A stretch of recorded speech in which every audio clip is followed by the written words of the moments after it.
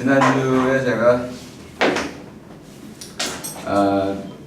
예습을 못 해와가지고 2주, 3주 지나니까 기억이 하나도 안 나더라고요. 그래서 지난주 우리 책 읽기가 좀 내용이 좀 부실합니다. 최근에 제가 우리말 학문학이 쪽 관련해서 여러 단체에서 강연을 하는 바람에 글도 써야 되고 그래서 책 읽기 준비할 짬이 안 나가지고 좀 부실했습니다. 오늘도 준비는 잘 못 해왔는데 예전에 우리가 실제로 본문을 읽은 적도 있었어요. 시간 없을 땐 그렇게도 하고 그러니까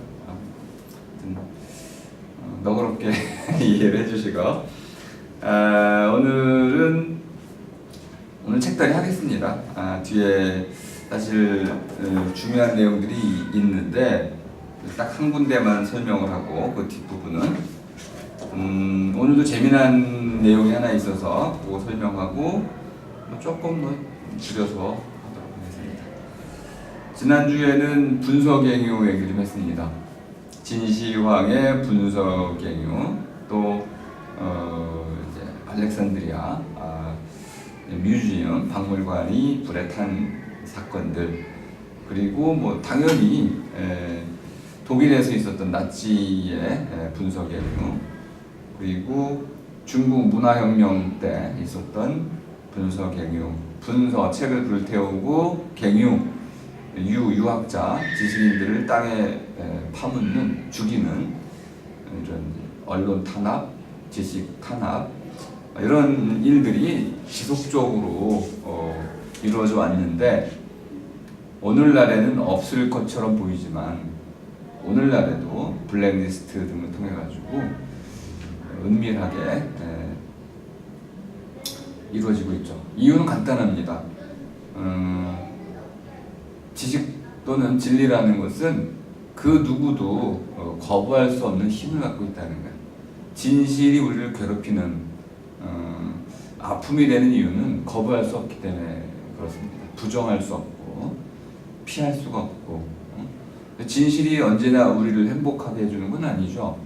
하지만 롱텀, 아주 긴 장기적인 관점에서 봤을 때는 진리 위에 세계를 건립할 때 보다 많은 사람들이 행복해질 수 있고 또 의미 있고 보람된 삶을 살아갈 수 있는 건 확실합니다. 그래서 현재 우리가 받아들이기 힘든 진리라 하더라도 그것을 우리가 받아들였을 때 우리의 다음 사람들 미래는 훨씬 건전하고 합리적이고 또 모두에게 좋은 그런 삶을 이루어갈 수 있는 기초를 닦는 것이다. 이런 관점에서 우리는 겸손하게 진리에 무릎을 꿇는 그런 태도를 갖춰야 될 거라고 봅니다. 근데 이제 이것이 오늘은 좀 다른 얘기인데 비엔나 학파, 비엔나 서클로 알려져 있는데요. 서클 하면 동그라미라는 뜻입니다. 비엔나라는 지명이 있죠. 오스트리아 빈, 영어로 빈이라고도 하고 비엔나라고도 하는데 음악의 도시이기도 한데 갑자기 이곳에서 논리 실증주의라는 라지컬 포지티비즘이라고 하는 논리 실증주의가 갑자기 하나의 학파로 성립이 됩니다. 우리가 알고 있는 칼 포퍼라든지 이런 사람들도 논리 실증주의 영향을 크게 받은 사람들인데요. 논리 실증주의는 한마디로 논리라는 건 라주의라는 것은 우리말로 논리 했을 때는 좀 전혀 다른 뜻을 갖고 있는데요. 따진다는 뜻입니다. 리라는 것은 밝혀내는 근거란 뜻이죠. 그러니까 따져서 해가 왜 동쪽에서 뜨나요? 그러면 이제 사람들이 대답을 할 수 있죠. 지구가 도니까 등등, 또는 해가 도니까, 또는 신화적으로 해석할 수도 있고.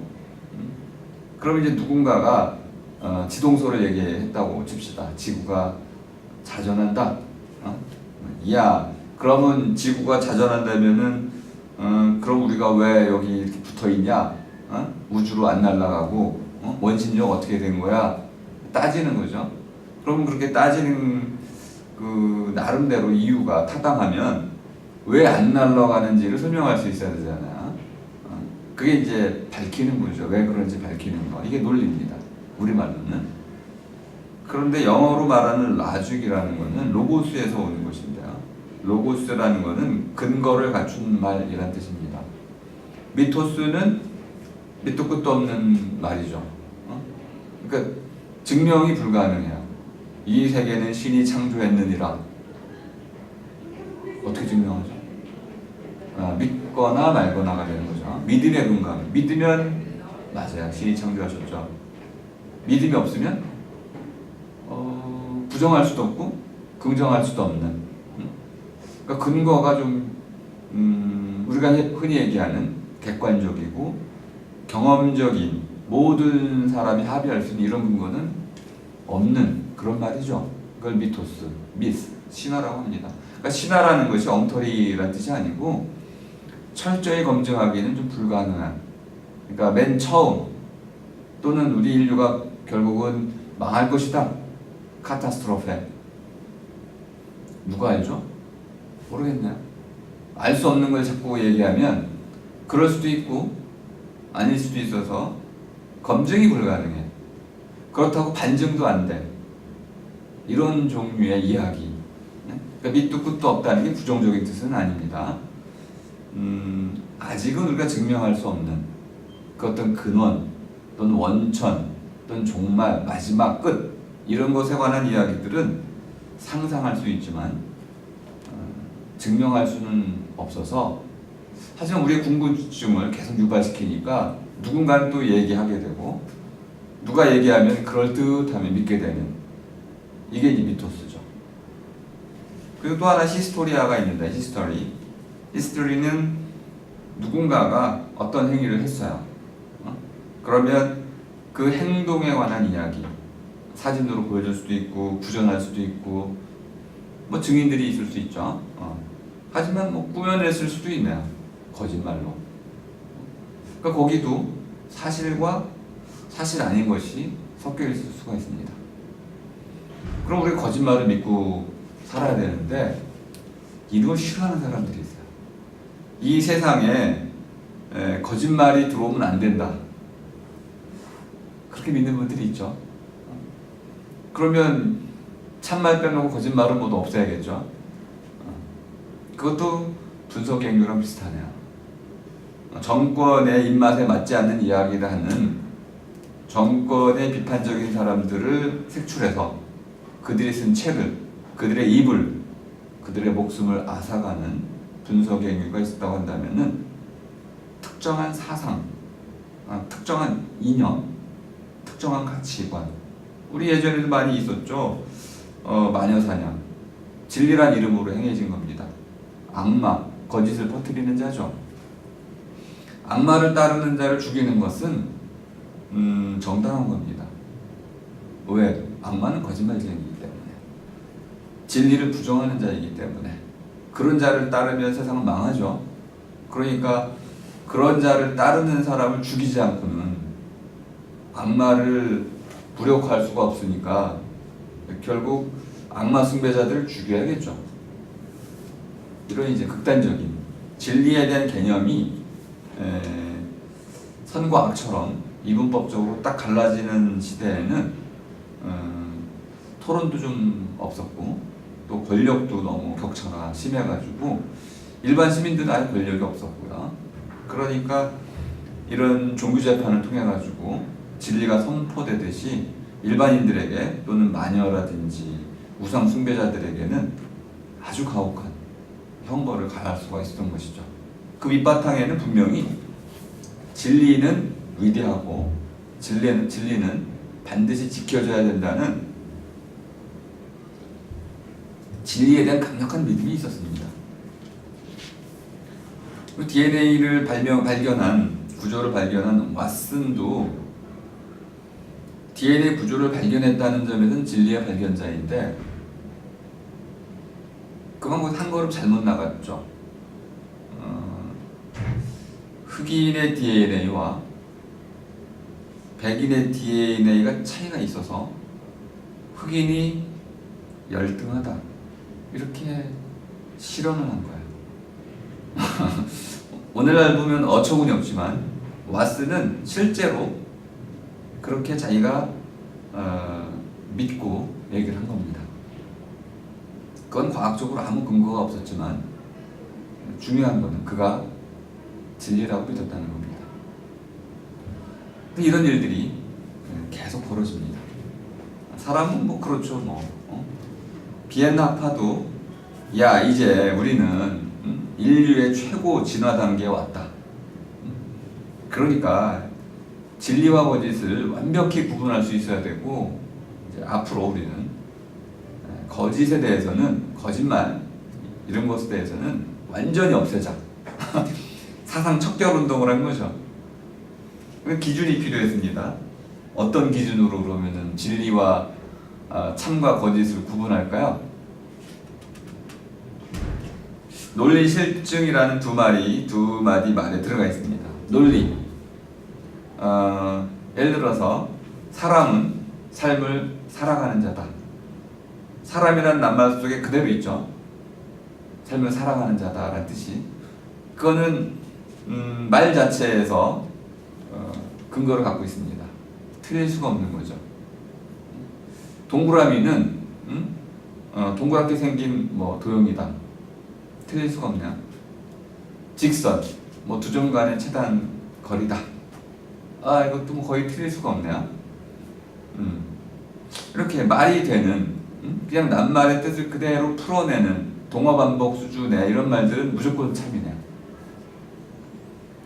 또 하나는 실증, 실제로 증명 가능한 것들 또는 증명된 것들, 증명 가능하거나 증명된 것들. 근데 이때 말한 증명이 경험에 근거한 겁니다. 우리가 증명이라는 게 상대방의 생각에 근거할 수도 있어요. 나는 그렇게 생각해. 내 생각에 따르면 그래. 가치 판단이라는 게 있죠. 가치 판단은 보여줄 수가 없어요. 어떤 게 더 좋아? 난 노란색. 왜? 노란색은 순진, 순결, 무구, 천진난만, 긍정적인 거거든. 파란색은 그건 칙칙한 거야. 왜? 난 그렇게 생각해. 이런 표현들을 쓰잖아요.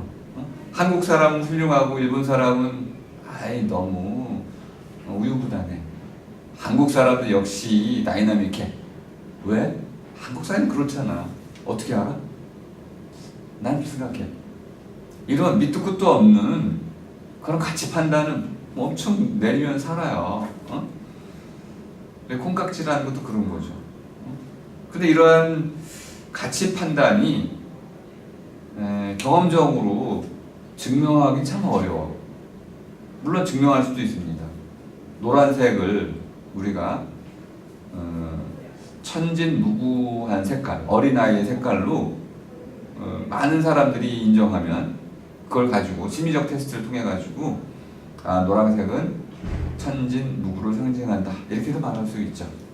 하지만 정신병을 상징할 수도 있죠. 그건 객관적인 건 아니야. 그래서 어떻게 증명하죠? 제한적으로만 가능하네. 그러니까 보편타당한 증명은 없어요. 논리실증주의자들이 가장 싫어했던 낱말 하나를 꼽자면은 독일어를 먼저 쓰겠습니다. Volksgeist. 가이스트는 우리말로 정신이라고 많이 번역이 됐습니다. 가이스트는 이제 헤겔 철학의 대표적인 핵심 낱말이죠. 우리식으로 하면은 귀신 또는 넋이 있냐 없냐, 넋이라도 있고 없고, 혼, 백, 그때 혼이라는 개념, 영, 혼, 백 세 가지로 구분했을 때 백이라는 것은 우리 몸을 뜻하는 거고요. 혼이라는 것이 있는데 이 혼은 우리 몸을 통해 들어온 모든 정보들을 컨트롤, 통제하는 것, 이게 혼이죠. 혼이 나가면 엉뚱한 짓을 하는 거죠. 판단도 엉뚱해지고 오히려 이제 미친 짓을 하게 되고, 아 내가 혼이 나갔나 봐, 혼이 빠졌어. 영이라는 것은 신적인 어떤 그 차원과 소통할 수 있는 능력, 영매죠, 그죠? 무당. 신적인 어떤 그 궁극적인 정신과 소통할 수 있는 능력, 채널이 우리에게 있다고 믿었어요. 그걸 영이라고 본 거죠. 영이라는 말에 보면 이제 구멍이 뻥뻥뻥뻥 세 개가 뚫려 있죠. 이렇게 하늘과 땅, 이게 땅이라는 것은 모든 것을 떠받치는 것인데, 땅이라는 게 딱딱하다는 뜻도 있고 떠받친다는 뜻도 있는데, 사람이 살아가야 할 공간이 땅이죠. 근데 신은 땅에 있지 않고 하늘에 자유롭게 사통팔달 막힘없이 모든 곳에 튀어있는 자유로운 그 어떤 것을 신이라고 불렀는데 흔적이 없죠. 근데 땅에 사는 사람 가운데 이렇게 신과 소통할 수 있는 능력을 갖추는 사람이 있다는 거예요. 영매입니다. 영적인 매개자. 근데 알고 봤더니 모든 사람이 갖고 있대. 특정한 사람은 더 많이 갖고 있고 어떤 사람들은 좀 적게 갖고 있고, 이렇게 해서 영혼이라는 개념을 사람의 본질로 쓰기 시작했습니다. 사람의 영혼이 있다고 얘기를 한 거죠. 근데 가이스트는 한 단계 더 나가서 우리 몸을 살아있게 만드는 생명력의 원천, 이것도 가이스트입니다. 그러니까 이 가이스트란 말은 설명이 굉장히 어렵네. 그래서 살아있게 만드는 원천이니까 영어로 표현하면 애니멀이 됩니다. 애니멀, 동물이라고 우리가 번역을 하고 있지만 아니무스, 애니멀, 살아있게 만드는 힘이란 뜻이야. 움직이는 힘. 그러면 동물이라는 건 전부 움직인다는 뜻이군요. 그 마인드 바디 할 때 몸을 통해서 동물을 규정한 게 아니고 그 몸뚱아리를 움직이게 하는 힘, 그 애니멀 또는 아니마, 아니무스 또 구분해요. 여성적인 힘, 남성적인 힘.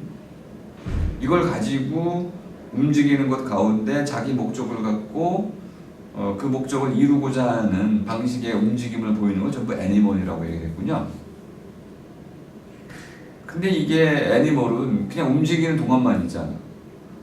그런데 가이스트는 움직이게 해줄 뿐만 아니라 아예 죽어서도 안 없어져. 그러니까 결국은 푸시케네. 푸시케의 단계가 있지만 결국 몸으로부터 분리될 수 있는 영원한 어떤 실체로서의 정신까지도 있다는 거예요. 가이스트는 몸과 결합되어 있는 경우도 있고 몸을 뛰어넘어서 신적인 경지로도 갈 수가 있네. 그러면 이제 사통팔달 사람들이 해가지고 마치 그 텔레파시처럼 온 국민이, 폴크는 국민이라는 뜻이니까 온 민족이 하나의 정신으로 똘똘 뭉칠 수 있는 집단 정체성을 가질 수 있다는 거야. 왜 그러냐면 폴크스가이스트라고 하는 민족 정신이 있다는 거야. 민족의 혼이 있다는 거야. 1980년대 국풍 80일 이름을 했습니다. 나라의 바람, 풍류, 화랑도 정신 아시죠? 풍류도. 진짜 바람과 바람의 흐름이죠. 바람이라는 것은 실제 바람을 얘기하는 겁니다. 산바람, 강바람, 들바람, 바닷바람, 계곡바람, 바람의 종류가 많죠. 이 바람을 쫓아서 자연을 좋아하면서 이런 걸 이제 우리 도교라고 그러죠. 신선사상. 신선이 되면 어떻게 돼? 구름 타고 다니잖아요. 이런 이제 영생을 살아가는 꿈을 꾸면서 이 속세를 떠나서 그런 자연 그대로의 어떤 세계에 넘어가서 시험이 나야 되네. 큰일 났네 이거 어떻게 해? 여성 동지들 수염 좀 기르세요. 어쨌든 이렇게 풍요라는 것은 속세를 떠날 만큼 이러한 영원한 세계, 자연 그대로의 세계, 이런 데에 그 흠뻑 빠져드는 사람들을 얘기하는 거야. 그러니까 돈이니까 물이죠. 바람 따라 김삿갓 떠돌아다니는 그런 무리가 있었어요. 근데 왜 이들이 그러면 왜 전쟁터에 뛰어들었냐? 아이 그렇게 살고 싶은데 적군이 침략을 하잖아. 그래서 자연을 짓밟는 거야.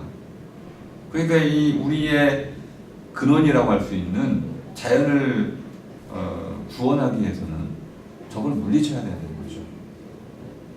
그러니까 풍요라는 정신은 한편에서는 자기의 목숨을 초계처럼 버릴 수도 있는 거예요. 반면에 이제 세속적인 어떠한 욕심, 탐욕으로부터도 훌훌 털어 버릴 수 있는 초연함도 있는 거죠. 그러니까 이 화랑들은 아름답기도 했고 화장도 많이 하고 또 이러한 초연함과 그다음에 무예도 연마를 하고 또 나름대로 학문도 이제 배우고 해가지고 그 당시에 이제 독특한 하나의 집단을 이룬 거죠. 양반 계층이라고 하기도 어렵고 서민도 아니고 권력층도 아니고 하는 특수한 종교적 성격을 가지면서도 또는 이제 이러한 민족성도 갖고 있으면서도 했던 그들이 공유했던 어떤 정신이 있다고 칩시다. 그걸 풍류도라고 얘기를 하겠죠. 이때는 길도자를 쓰는 겁니다. 풍류의 길이죠. 그런 것처럼 민족혼이라는 게 있을 수 있다는 거예요. 단재 신채호가 이런 얘기를 좀 했었죠. 민족혼, 아와 비아의 투쟁이라는 역사 개념을 통해서 민족의 혼, 민족의 정신을 일깨운다. 이런 게 있나요? 이렇게 묻는 거예요. 이 사람들이. 비엔나 서클 사람들이 헤르더라든지 그 당시 쉘링 또는 헤겔이라고 말하는 위대한 철학자들이 뜬금없이 가져다 쓰는 민족 정신, 민족 혼이라는 것이 증명할 수는 없잖아요. 거짓말도 아닌 것 같은데. 하지만 분명한 건 증명 불가능하기 때문에 증명할 수가 없는 거기 때문에 증명된 것도 아닐 뿐만 아니라 증명 가능성조차 없어. 이런 건 헛소리다 말이야. 넌센스. 이런 걸 없애야 된다. 이렇게 주장을 하는 겁니다. 근데 이걸 오늘날식으로 얘기하면은 집단 기억이라고 말할 수 있습니다. 옛날에는 인디비주얼 메모리에 대한 개념이 정확히 정립이 안 돼 있다 보니까 기억이라는 게 뭐냐 정의하기가 쉽지 않은 거예요. 내 손이 기억할 수도 있죠. 손이 기억한다. 손가락이 타다 칠 때. 몸이 기억한다고 할 수 있는 거죠. 실제로 피아노 같은 경우 수많은 연습을 통해 가지고 몸 전체가 뇌까지 이어진 모든 신경이 완전히 그 부분에 익숙해지면 굳이 내가 생각한다, 피아노를 친다 이러한 의지 없이도 저절로 이루어지는 일이 벌어집니다. 그런 건 버릇이라고도 할 수 있고 또는 몸에 뱉다, 익숙하다 이렇게도 말할 수 있는데 그것도 엄밀히 말하자면 기억입니다. 어떤 기억은 리콜, 회상하는데 불러내는데 시간이 많이 걸려. 그때 뭐였더라 막 해가지고 막 어렵게 불러내고 어떤 거는 기억하기 싫은데도 막 떠올라. 그러니까 기억에도 속도가 있는 거야 이렇게. 근데 우리는 어떤 경우에 습관화된 것들을 기억으로 보는 게 참 어려워요. 그런데 이런 것들도 오래된 기억이다. 습관이라든지 몸에 밴 행동들은 내 기억과 무관한 게 아니고 그냥 자동 기억과 같은 거예요. 오래된 기억. 감정도 그렇다고 볼 수 있는 감정. 기분 나빠. 우울해. 내가 우울한가? 내가 왜 우울하지? 이렇게 스스로 물을 때가 있잖아요. 오랫동안 내가 이걸 스스로 익혀왔기 때문에 이게 우울한지 아닌지를 생각할 필요가 없을 정도다. 자동적으로 그렇게 리콜 다시 떠올라지는 것이죠. 근데 집단 기억도 그렇다는 거예요. 예를 들어서 6월 25일 그럼 뭐가 떠올라져. 그냥 집단적으로 한국 사람들 컬렉티브 메모리라고 하는 집단적으로 어떤 일이 자꾸 떠올라지죠. 그리고 독도 그러면 이제 우리 땅 하고 떠올라져. 우리가 이걸 계속 반복해 와가지고 우리 모두에게 비슷한 패턴이 형성이 된 거야. 또 한국은 이제 한참 좌측통 왼쪽으로 걷기를 많이 하다가 갑자기 오른쪽 걷기를 시작했더니 얼마 지나지 않은 사람들 왼쪽으로 걷는 거 다 잊어버리고 오른쪽으로 다 이게 일종의 정상이 되어버렸죠. 하루아침 바뀌었어요. 이건 기억이 바뀐 거죠. 이런 집단 기억이라는 관점에서 보자면은 이런 민족의 혼이라는 것은 실체가 아니야. 집단 기억으로 충분히 설명할 수 있고 심지어는 증명할 수도 있네요. 집단 기억이 있나요 없나요? 증명할 길이 있다는 거야. 그러니까 비엔나 서클은 자기들만의 신념 때문에 잘못 분설을 한 거죠. 사상, 분설하는 개념을 넘어서서 사상까지 누가 참 거짓을 결정하나요? 왜 그 사람들이 해야 되죠? 무슨 권리로? 너무 지나치게 사상 검열에 가까운 월권을 행사한 겁니다. 과연 이런 집단 기억을 우리가 증명할 길이 있을까요? 요거를 이제 풀어나가는 방식이 기억을 설명하는 방식이 하나 있을 테고, 기억의 반대는 이제 기억은 저는 이제 아로색이다 이렇게 다시 풀이를 하고 있는데, 색이다라는 말은 참 재미난 표현이야. 사이사이에 이렇게 그어 넣는다는 뜻이죠. 그러니까 진흙판이 있으면은 진흙판에 이렇게 무엇인가 이렇게 그 사이 진흙판 사이 어디든가 뭘 그으면 새기는 거죠. 그림을 새길 수도 있고 글자를 새길 수도 있고 여러 가지 다양한 방식으로 진흙판 안에 어떤 사이에 그냥 무언가를 집어넣으면 새기는 거죠. 뇌라는 게 하나의 덩어리라고 칩시다. 포도송이. 뉴런 시냅스에다 뭔가를 사이사이 집어넣었어요. 실제로 이제 시냅스가 부풀어 오르는 신경 전달 물질의 부스팅, 전달되는 과정에서 이루어진 결과물, 패턴이라고 할 수 있는데, 이것이 결국 기억의 현상이라고 말할 수 있는 거죠. 뇌에서의 사건이죠. 근데 어쨌든 이것도 색임이야. 그러니까 또 색이다라는 말은 엮는다는 말하고 또 같은 뜻이 되는데요. 그러니까 아로라는 건 뭐냐면 이것저것 한데 아울러서 우리 기억의 중요한 특징 가운데 하나는 실마리가 있어야 된다는 거예요. 기억은 어떤 실마리, 그래서 이제 기억수를 해보면 쉽게 알 수 있습니다. 기억수는 보통 공간을 가지고도 하고 시계가 있고 뭐 이렇게 문이 있고 그러면은 거기다 연결을 시키는 거죠. 이렇게. 그래서 예전에 많은 사람이 기록물이 좀 덜 발달했을 때는, 기억술이 발달할 때는 이렇게 공간 형태 또는 어떤 사물 형태 이런 걸 빗대 가지고 연결시키는 방식으로 실마리를 찾아내는 방식으로 기억술을 가르쳤어요. 그러니까 결국은 기억이라는 것은 아로 새기는 것일 뿐만 아니라, 아로 새기기만 하면 뭐예요? 떠올라야 되잖아. 그러니까 불러낼 수 있어야만 되고 다시 떠올라질 때만 아예 기억이 되는 거죠. 떠올라지지 않으면은 그걸 잊어버렸다. 그런데 어느 순간 또 떠올라져. 그러니까 완전한 망각에는 없다. 이렇게 말하는 사람들이 있습니다.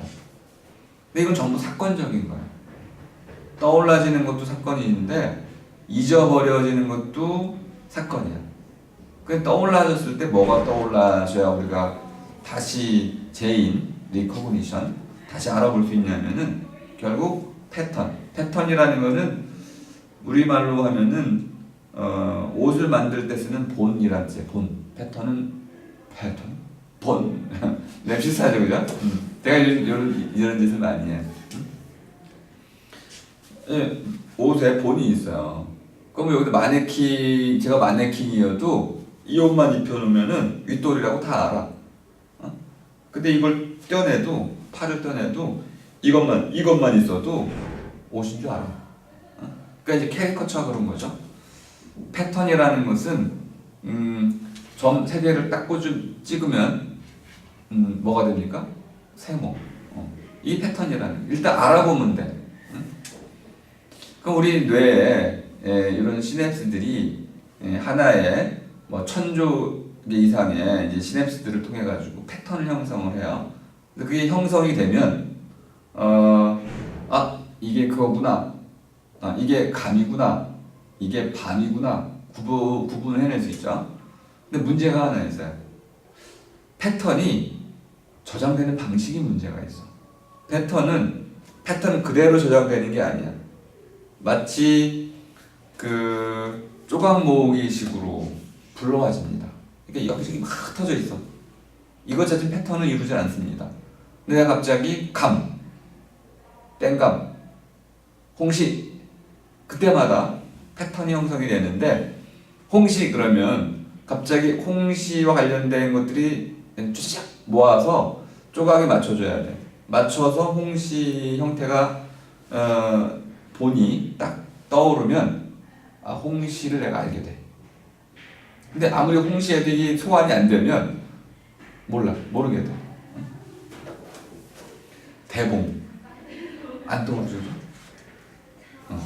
대봉에 대한 패턴이 없는 거야. 그러니까 이게 패턴이라는 게 실제로 그 무슨 물리적인 실체처럼 그렇게 있는 형태가 아니고 어디 있는지 알 수가 없어. 어디인가 있는데 내가 그렇게 대봉, 홍시, 꽃감 했을 때 어디선가 와가지고 이거 워킹 메모리라고 하는 작업 기억에서 딱 형성이 되면 떠올라지는 거야. 근데 이게 형성이 안 되면 어딘가 있어도 나는 기억을 못해. 근데 어느 날 갑자기 지가 알아서 휙 떠올라가지고 꽃감을 보여줘. 내가 안 불러냈는데. 그러면 보통 체면술사들이 하는 게 그런 거네. 체면을 걸어가지고 그렇게 서로 끊겨 있던 것들을 이렇게 하나로 다시 불러내는 능력이 있는 거죠. 그 이유는 실제로 우리 기억에 가장 중요한 거는 억압기제라는 거야. 이것은 중요하지 않으니까 불러올 필요 없어 하고 내가 알지 못하는 무의식적인 억압기제들이 있어가지고 불러올 수 없게 돼 있는 상태, 끊겨 있는 거죠. 이것만 느슨하게 해주면 내가 원하는 모든 것을 쉽게 불러올 수 있다는 거야.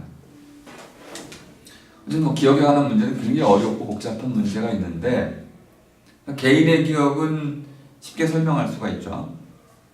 집단 기억은 어떻게 이거를 증명할 수가 있는 거죠? 집단 기억이라는 게 있기라도 한 거예요. 일단 물어보면 쉽게 설명할 수 있어요.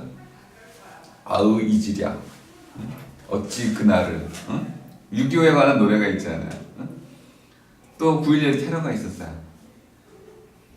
그 얘기하면 사람들이 어떤 눈물을 쭉 흘리고 막 세월호 참사 이렇게 집단적으로 특정한 사건에 대해 특정한 특히 중요한 감정, 모든 기억에서 중요한 내용은 알속, 사실 자체라기보다도 그 알속을 떠받치고 있는 감정이 더 중요해. 감정의 뒷받침이 됐을 때 기억이 훨씬 잘 나는 거죠. 그럼 이제 이렇게 얘기할 수도 있습니다. 집단 기억이라는 게 결국은 우리가 아로 새기고 아로 새겨진 것이 다시 불러내지는 새김과 불러냄 이 둘의 어떤 반대되는 작용의 결과라고 한다면 기억이라는 것이 그럼 집단 기억도 그렇게 되겠네요. 자 해가지고 이제 사람 모아놓고 자 이제 광복절 노래를 부르겠습니다. 딱 했더니 모든 사람이 광복절 노래를 불렀어요. 그럼 집단 기억이 거기 있는 거죠. 우리 뭐 동해물과 하면 다 부르잖아요, 그죠? 그 집단 기억이 있는 거죠. 심지어 우리 말로 뭘 시작을 합니다. 그럼 다 알아듣죠, 한국 사람들은. 거기에 집단 기억이 있는 거죠. 집단 기억이라는 것이 실체는 아님에도 불구하고 분명히 우리가 특정한 방식으로 공유하고 있군요. 증명도 가능하네요. 근데 왜 증명이 안 된다고 그랬죠? 자기들 방식으로 안 됐기 때문에 그런 거예요. 예를 들어서 망원경이 없을 때는 토성에, 목성에 위성이 있다는 것을 믿지 못했어. 근데 망원경을 발명해서 쳐다보니까 토성, 목성에 위성이 있는 거야. 부정할 수 있어요? 이제 뭐 어떻게 부정해? 발견했는데. 그럼 이렇게 얘기할 수 있는 거죠. 망원경이 고장났어. 또 한 가지 방법이 있습니다. 그 진짜 위성이 아니야. 그게 보일 뿐이야. 안 가봤잖아, 니가. 얼마든지 이걸 에드호크 이론이라고 그래. 땜질 이론. 내가 웃기고 싶은 거야. 그래서 얼마든지 그 증명의 과정 속에 있는 불안정성, 불확실성, 불충분성을 끄집어내가지고 얼마든지 공격을 할 수도 있어. 근데 그렇게 해가지고 완벽한 증명을 하는 데 도움을 준다는 면에서는 의심이 굉장히 가치가 있는 거죠. 그런데 망원경에 문제가 없어요. 그럼 뭘 보면 알 수 있어요? 아니, 가서 볼 수 있는 거. 미루나무 봤어. 자, 그렸어. 찍었어. 가서 봐도 똑같이 생겼어. 그럼 망원경에 문제가 없는 거죠. 그때 어떻게 부정하시겠어요? 야, 구름이 있잖아. 뭐 등등 해가지고, 또는 가장 악랄한 놈은 그 외계인의 조작 사건 이런 거 얼마든지 할 수 있습니다. 끝까지. 왜 우리는 아직 목성까지 가가지고 안 찍어봤잖아. 결국 목성 탐사선을 보내는 거죠. 찍었어요. 이제는 안 믿을 수가 없어. 가서 찍었으니까. 이렇게 해가지고 이제 기억이라는 것이 갖고 있는 다양한 문제점들을 하나하나 해결을 해내는 거죠. 근데 이런 비엔나 서클 사람들은 이 정도의 실험 정신이 없었어요. 왜요? 자기 확신이 너무 뚜렷했기 때문에. 야, 이건 헛소리야. 폴크스가이스트, 민족의 혼, 이건 없어. 이렇게 속단을 했던 거죠. 그래서 진리를 탐구하는 사람들은 이런 속단을 해서는 안 됩니다. 자기가 아직 검증을 못한 것 뿐이고, 또는 다른 사람이라면 미래에 또 다른 연구자라면은 새로운 방식으로 얼마든지 증명할 수 있기 때문에 자기가 증명할 수 있는 한에서만 주장을 해야지, 자기도 증명 못 해놓고 그런 건 없다 이렇게 얘기하면은 그 사람이 오히려 그 사람들이 제거당해야겠죠. 거짓말했기 때문에. 어쨌든 에빙하우스라는 사람들은 얼마나 기억을 하는 걸까? 어떻게 기억을 하는 거지? 거꾸로 얘기하면은 사람들은 어떻게 잊어버리지? 이거를 연구를 한 거예요. 그것도 누구나 알고 있는 건데, 기억할 수도 있고 바로 새길 수도 있고 가슴에 새긴다고 그러죠. 아무리 새겨도 잊어버리는데 왜 잊어버리는 거지? 설명할 길은 없어. 잊어버린다는 사실은 분명한데 왜 잊어버리는지는 설명할 길이 없어요. 지금은 설명할 수 있습니다. 가장 쉬운 얘기는 우리 뇌 용량이 그렇게 풍부하지는 않은 거예요. 내가 기억한 모든 것을 계속 기억해둘 만큼 그 에너지가 많이 소비가 되죠. 그럴 필요도 없고 또 그런 능력도 안 갖춰져 있어. 그럼 뭐가 문제입니까? 뇌가 좀 성능이 떨어지는 거야, 이거를. 그럼 뇌의 성능을 개선시키면 되겠죠. 뭘로 할 수 있어요? 컴퓨터. 아니 2045년 되면은 인류 전체 뇌를 능가하는 컴퓨터가 나올 거라는 거 아니야. 그럼 이제 인간은 굳이 막 수학 계산할 필요가 없는 거지. 기억하려고 애쓸 필요가 없어요. 왜요? 이놈이 기억해주면 되니까. 응? 나는 명령만 기억해? 신호만 주면 돼. 기억했지? 근데 이게 무슨 의미가 있겠어요? 내가 경험하는 모든 것을 기억해두면 이게 기억이에요. 사는 거예요. 똑같아서 그냥 사는 거지. 듀얼 라이프죠. 내가 사는 거하고 똑같은 걸 똑같이 기록해두면 난 언제 그럼 내가 뒤돌아보아서 기억을 되찾아볼 때 또 기억하고 있잖아. 이런 기억은 실제로는 기억이라고 말할 수가 없는 거죠. 생중계라고 해야 됩니다. 그런 경우는. 그러니까 이거는 기억이 아닌 거야. 그러니까 기억에는 분명한 건 망각이라고 하는 잊어버린다는 것이 있을 때 아로 생긴다는 것도 의미를 갖게 된다는 것을 알 수 있습니다. 그래서 왜 잊어버리는지에 대해서는 뇌 용량의 문제도 있고, 또 우리가 아까 잠깐 말씀드렸던 워킹 메모리, 뭐 작업 기억을 할 때 뭐 테스트 많이 해요. 자, 뭐 한번 읽어보겠습니다. 한번 기억해 보세요. 대부분의 연상은 어떤 사람이 기억하고자 하는 것의 소리나 의미와 상관이 있다. 아주 길죠 지금. 기억을 했죠? 자, 지금부터 문제 내겠습니다. 99부터 91까지 홀수를 빼보세요. 자, 99, 97, 95, 93, 91. 네. 자, 아까 제가 읽었던 문장에 혹시 하나라도 기억나는 게 있어요?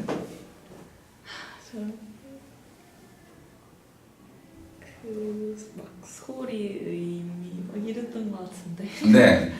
10개 이상의 그 낱말을 주면 이렇게 다른 연산을 시켰죠. 그럼 나는 멀티태스킹이 안 되는 구조야, 우리 뇌는. 그러니까 이걸 하려면 여기 집중을 해야 되잖아요. 그럼 여기 잠깐 아까 분명히 외우려고 여기다 놔뒀어. 근데 뭘 하래. 99, 97 여기를 하려면 요걸 치워야 돼. 그러니까 이게 실제 사라진 거야. 아직 기억으로 안 들어간 거야. 사라졌기 때문에 기억된 게 아니야. 근데 기억을 하라고 그러면 기억을 못 해내. 왜? 여기 있는 것만 지금 다시 내가 떠올릴 수 있는 거거든요. 근데 이걸 다시 떠올리려면은 해마로 가가지고 해마에서 우리 뇌 전체 어딘가로 다시 저장을 해야 돼. 응? 근데 아직 해마까지 안 갔거든. 단기 기억이야 그냥. 아직 장기 기억으로 안 돌아갔어. 근데 단기 기억에 있다가 계단 올라갈 때 친구 만났잖아. 야, 내가 계단 올라간 것도 까먹어. 왜 그러냐면 우리는 항상 포커싱, 초점을 맞추는 거야. 이 제한된 작업 기억을 가지고 일단 생존을 이어가야 되고, 보다 중요한 데에 나의 모든 에너지를 집중해야 되기 때문에 쓸데없는 건 다 잊어버려야 돼. 지워버려야 돼. 아니 뭐 아까 읽은 문장이 내가 생명의 갈림길에 있었다고 하면 다 외웠어. 그냥 마치 사진 찍듯이 외울 수 있어. 하지만 그런 게 아니기 때문에 기억이 안 된 겁니다. 기억을 못 해내는 게 아니고 기억을 안 해놓은 거예요. 그래서 아줌마들이 리모컨을 북그릇에 놓고 삶는 거야. 왜? 기억을 못 하고 있는, 아예 기억이 안 됐기 때문에. 건망증은 없다 이렇게 얘기할 수 있는 겁니다. 우리 기억의 메커니즘을 살펴보면 그런 방식으로 작업 기억을 통해서 중요하다고 얘기하면 빨리 명령을 내리는 거죠. 자, 이제 가라. 해마를 통해서 자 장기 기억으로 돌아가면 20분만 지나면요, 한 40에서 50%는 다 지워집니다. 없어져요. 20분? 지금 그거 가만히 있어야 돼. 20분 기억하려면 가만히 있어야 돼. 다른 일 하면 아까 얘기했지만 낱말 7개를 불러주면요 잠깐은 기억할 수 있어요. 그런데 그 다음에 다시 낱말 7개를 알려주잖아요. 앞에 건 지워줘야 돼. 그럼 뭐만 갖고 있냐면 그 낱말들의 배열, 순서, 또는 의미. 아 맞아, 셰익스피어 멋있었어. 하지만 문장을 하나도 기억할 수가 없어. 우리 뇌가 그렇게 작동한다 이 말이야. 그래서 셰익스피어의 문장 자체를 외우고 싶다면은 딱 한 가지 방법이 없어. 한 가지. 반복해서 외우는 거야. 다시 말하면 잊어버리지 않을 때까지 외우는 수밖에 없는 거야. 그렇지 않고는 외워지지 않습니다. 물론 아주 타고난 사람들이 있어요. 타고난 사람들은 아주 쉽게 기억을 합니다. 그들은 기억수를 주로 활용하기도 하고, 그건 아직 밝혀지지 않았어요. 저 같은 경우라면 그 기억수 좋은 사람 하나를 잡아다가 그 사람들의 뇌를 한번 연구해보고 싶기도 합니다. 그럼 인류 전체가 기억력이 좋아질 거 아니야. 한 사람 희생해서. 이게 안 된다는 걸 아시죠, 그죠? 그래서 아무리 기억력이 좋은 사람이 있어도 그 사람을 잡아다가 연구할 수가 없어서 우리는 왜 그 사람이 기억을 잘하는지는 몰라. 사람마다 차이가 있다는 건 알아요. 하여튼 중요한 거는 많이 기억한다고 해서 우리가 훌륭한 삶을 사는 것은 아니라는 겁니다. 그러니까 기억력의 뛰어남과 뛰어나지 않음은 좋은 삶을 살고 그렇지 않은 거에 결정적으로 중요하지 않다는 거예요. 그러니까 많은 사람들이 잊어버리고 또 괴로워하지 않습니다. 이걸 내가 잊어버리면, 결정적으로 내 삶이 나빠지면 잊어버리는 거에 대해서 사람들이 공포감을 느낄 거야. 그렇지 않아요. 그리고 잊어버리는 걸 굉장히 감사하게 여기는 사람도 많습니다. 어쨌든 자, 이제 기억에 관한 얘기를 통해 가지고 이제 에빙하우스 얘기를 하다가 좀 기억한다는 것은 결국 반복한다는 것이고 되풀이한다는 것이고, 되풀이한다는 것을 우리는 배운다고 말합니다. 이게 이상하네. 결국 도둑질도 하면 할수록 늘죠. 거짓말도 하면 할수록 느는데 이유는 뭘까요? 되풀이해서 그렇습니다. 처음 하는 건 다 못하죠. 결혼도 2번, 3번 하면 잘 하려나? 중요한 거는 어떤 경우는 되풀이가 돼도 잘 안 되는 경우 있습니다. 근데 어떤 경우는 되풀이가 되면 아주 잘할 수 있죠. 되게 몸으로 하는 것들이 그렇습니다. 운동 경기, 예술적 활동들, 이런 몸으로 하는 것들, 몸을 길들여서 하는 것들은 반복할수록 더 잘할 수 있게 되는데, 관계 속에서 이루어지는 것들은 되게 안 그래요. 그래서 부부관계는 어느 정도는 운에 많이 딸립니다. 운. 맞아야 돼, 코드가. 그리고 친구도 좀 그런가, 친구. 이게 코드가 맞지 않으면은 아무리 열심히 노력해도 관계가 좋아지질 않더라고요.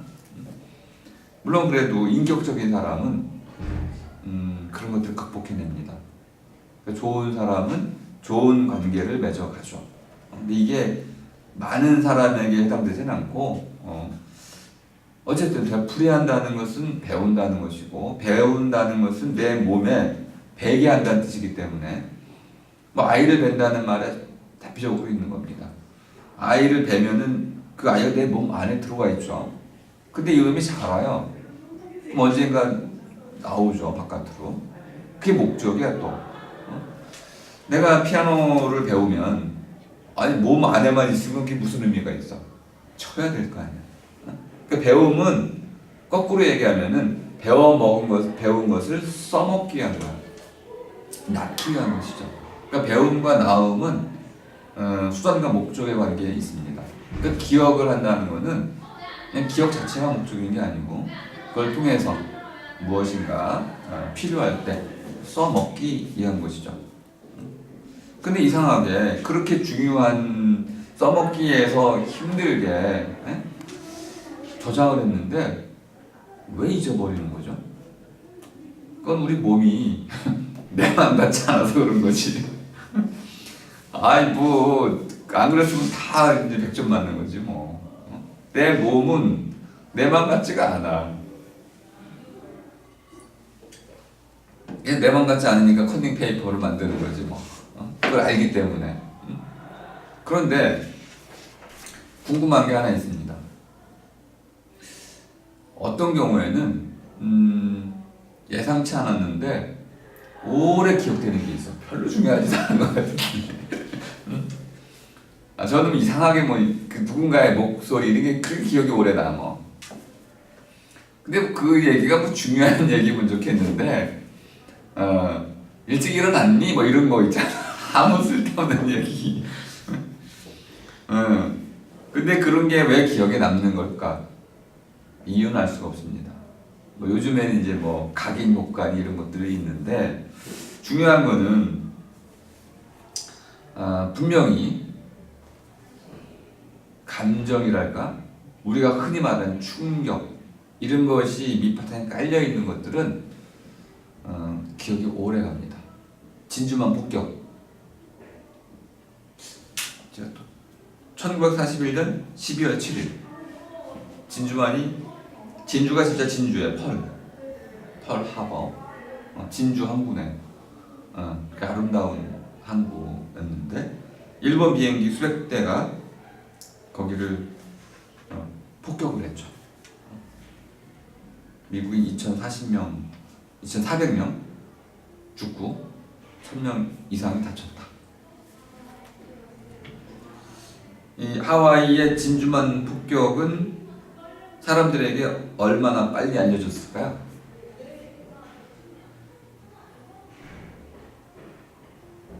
네, 하루 만에 모든 미국인이 다 알게 됐습니다. 하루가 안 걸렸어요.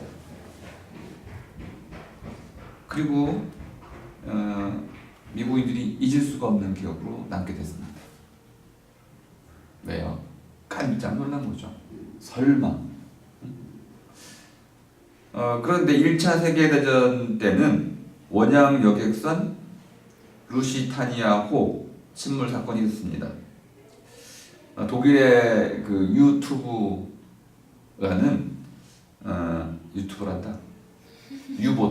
유보트의 공격을 받아 잠수함 침몰하게 되면서 아메리카가 1차 세계대전에 참전하게 됩니다. 근데 이건 얼마나 빨리 알려졌을까요? 또는 얼마나 오래 기억에 남게 될까요? 진주만보다는 훨씬 천천히 더 빨리 잊히고 말았죠. 그런데 놀라운 일이 벌어졌습니다. 아니 1차 세계대전을 불러일으킨 중요한 사건이었는데 잘 알려지지도 않고 알려진 뒤에도 금방 잊혔는데 2차 세계대전이 일어난 거야. 2차 세계대전이 일어나자 갑자기 사람들이 지난번에 무슨 여객선 뭐 그거 됐지 하고 기억을 다시 해. 다시 어소시에이션, 연상이라고 하죠. 연결해가지고 회상하는 거야. 갑자기 사람들의 집단 기억 속에 그런 침몰 사건이 다시 떠올라지게 됩니다. 왜 다시 떠올라질까요? 모르겠어요. 어쨌든 세계대전이다. 이것 때문에 연결이 돼서 다시 떠올라졌다. 그러면 더 오래 기억이 되겠죠? 알 수가 없습니다. 근데 이런 집단 기억을 과연 우리가 어떻게 조사할 수 있을까? 연상, 어소시에이션이라는 걸 빼고 그냥 기억 자체의 지속 기간만을 연구할 수 있을까? 이 참 어려운 주제인데 여기에는 이런 연구 결과가 나오고 있습니다. 연도 1950년의 이야기를 살펴보자. 한국 사람들이 내년이 2018년이죠. 올해가 2017년이고 지난해는 2016년입니다. 그럼 2017이라는 이 해에 대해서 사람들이 얼마나 많이 말을 하고 있을까요? 예를 들어서 2000년에는 한국 사람들이 2017년을 몇 번 얘기했을까요? 2000년에 2001년에는 잘 모르지만 자 2016년하고 2000년을 비교했을 때는 2016년이 2000년보다 더 많이 2017년에 대해서 말했을까요? 그렇겠죠. 왜요? 다음에 곧 다가오는 해니까. 그러면 2018년에는 2017년을 2016년보다 더 많이 말할까요? 아닐까요? 할 것 같아요. 어쨌든 우리가 예상이 가능합니다. 2017이라는 숫자는 아무 의미가 없지만은 우리가 1년 1년을 살아가다 보면 다가오는 해는 많이 말을 하고 지나간 해에 대해서는 좀 적게 말하면서 멀어질수록 잊어버리겠죠. 그럼 이렇게 많은 사람들이 말하는 또는 적어놓은 이게 빅데이터입니다. 이 빅데이터를 분석해보면 사람들이 얼마나 많이 2017년에 대해서 기억하고 있는지를 검증할 수가 있겠죠. 이건 연상, 어소시에이션하고 상관이 없습니다. 그냥 데이터만 가지고 보는 거죠. 한번 이렇게 얘기해 볼 수 있습니다. 2017년하고 이제 2099년이 닥쳐온다고 해보시죠. 그럼 3000년이겠죠. 2017년하고 3000년 사이에 3000년이라는 그 해하고 어떤 해가 더 많이 말해질까요? 그렇죠. 왜요? 그 다음에는 아니 엄청난 전환이 일어나는 해잖아요. 2000년대에서 3000년 넘어가니까 그 17이라는 주 연속이 끊기고 완전히 새로운 세계로 넘어가는 거니까 그래서 우리 왜 2000년 넘어올 때 전 세계가 떠들썩했잖아요. 1999년 이제 그 새천년이라고 말할 때 2000년 넘어올 때 애도 많이 낳고 뭐 그랬잖아요. 뭔가 기념을 하고 축하하고 기억을 했던 거야. 그 해는 아무 이전 해하고 다를 바가 없는 해인데도 불구하고 이런 나름대로의 우리의 기억의 어떤 전환점들이 있는 것 같습니다. 근데 이것은 마치 개인의 기억과 유사한 것 같아. 내가 20살 됐을 때, 아유, 다막 꽃 주고 난리잖아요, 그죠? 이거하고 21살하고는 20살이 훨씬 중요하죠. 개인도 이렇게 기억을 합니다. 근데 이런 거를 쭉 검토를 해봤더니 결론만 얘기를 좀 소개하겠습니다. 점점 올수록 사람들은 더 빨리 잊어버리고 있다는 거예요. 그러니까 1995년하고 2017년하고는 실제로 비교했을 때 중요도에서 큰 차이가 없음에도 불구하고 95년을 기억하는 거하고 2017년을 기억하는 거하고는 전혀 다르다. 반감기라고 하는데 망각의 반감기. 사람들이 잊어버리는 속도가 점점 빨라지고 있다. 그럼 이렇게 빨라지다 보면 어떻게 되죠? 2018년 오기도 전에 잊어버리면 어떻게 돼요?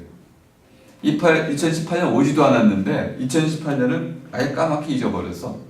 그런 일도 혹시 상상해 볼 수가 없나요? 모르겠네. 어쨌든 요걸 이제 검토해 보기 위해서 재미난 또 사례를 소개하고 있는데요. 발명에 관한 연구들을 조사해 봤대요. 발명은 너무너무 중요하잖아요. 증기기관, 세상을 바꾸는 거죠.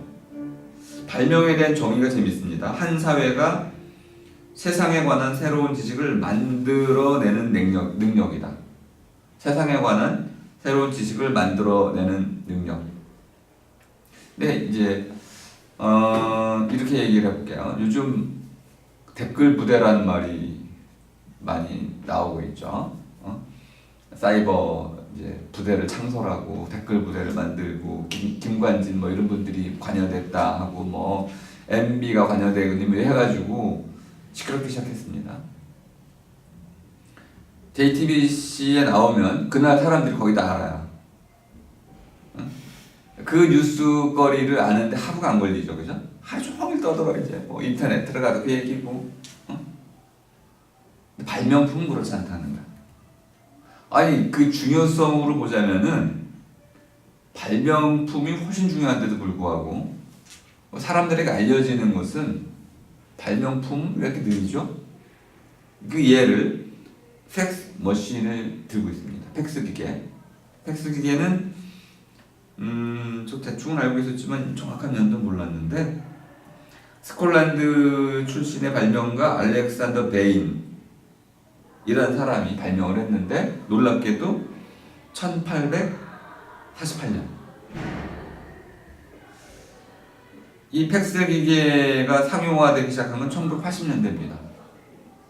어이구 100년도 넘게 전에 발명이 됐는데 아휴 겨우 1980년 와가지고 상용화됐다고요? 저는 처음에 누가 그 얘기를 해가지고 팩스는 중국 사람들이 한자 전송하려고 발명했대. 그래서 그런 줄 알고 있었어요. 그래서 진짜인가 하고 찾아봤더니 아니더라고. 속아 넘어간 거죠. 중요한 거는 발명품들은 경쟁을 합니다. 이걸 이제 벨의 경우로 꼽고 있는데 전화기를 발명한 사람은 누구일까요? 알렉산더 그레이엄 벨. 연도는 1876년 3월 10일. 1876년. 요 숫자는 기억을 좀. 그때 기록된 그 내용이 있습니다. 일기. 왓슨 씨 이리 오시오. 당신을 보고 싶소. 전화하려고 한 거야. 왓슨이 왔습니다. 그래가지고 둘이 자기 전화기가 성공했다는 것을 확인했죠. 그런데 이탈리아의 안토니오 무치라는 발명가가 1854년 76년보다 벌써 20년 전에 텔레포노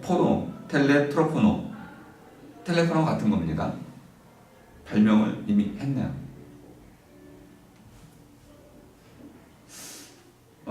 그런데 바로 이 무치의 옆방에 누가 살았냐면 왓슨이 살았습니다.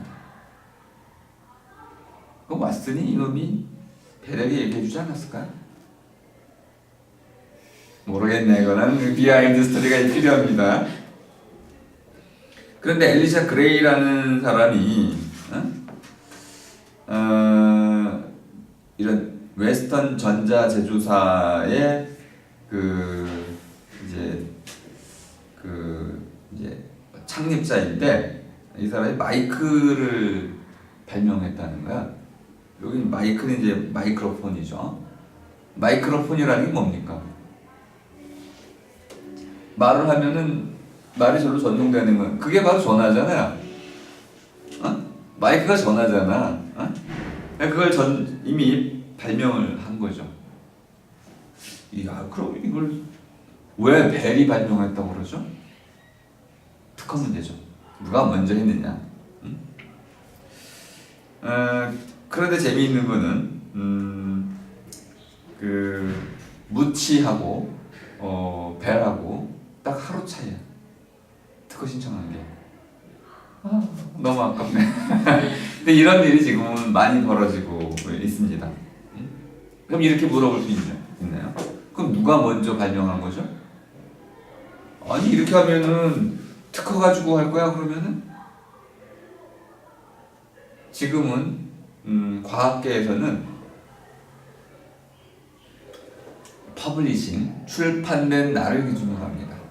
연구한 날이 아니고 연구 결과가 어떤 저널에 학술지에 실리는 공표된 날, 그게 그 사람의 업적으로 계산이 되고 1시간 1초 뒤에 출판이 돼도 그건 발견자로서의 모든 명예를 가질 수가 없어요. 너무 비참하죠 그런 거. 근데 이게 어디에도 똑같이 적용되냐면 100m 달리기 0.001초래. 똑같이 이게 무슨 뭐 차이가 뭐가 있어 그게. 근데 어쨌든 오늘날은 기록의 시대니까 그렇게 구분을 하고 있는데요. 위키피디아에 보면은 또 기억을 내가 못하니까 한번 쭉 열거를 해보겠습니다. 위키피디아에 나오는 발명의 그 순서입니다. 도구와 발명품과 순서. 타자기 중요한가? 엄청 중요하죠. 타자기가 없었으면은 니체가 안 나왔습니다. 니체는 눈이 나빠가지고 글을 쓰기가 어려웠던 사람인데 타자기 눈 없이도 쓸 수 있어요. 외워가서.